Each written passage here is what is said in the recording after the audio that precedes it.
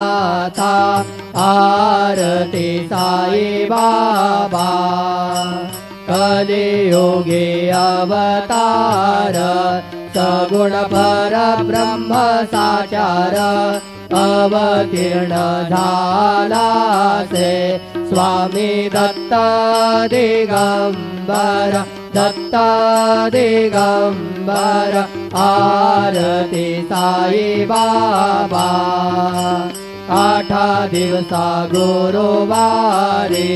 भक्त करे ते वारे प्रभु पद पावया भव भय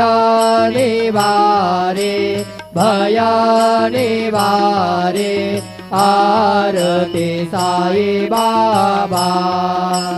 माझा निज द्रव्य ठेवा तव चरण रज सेवा मागणे आता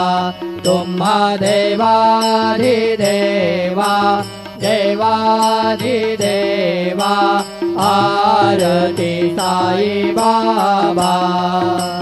इच्छित दिन चातक निर्मल तोया निज सुख पाजावे माधवाया संभळ आपोली भाक आरती साई बाबा सौख्यदातार जीवा चरण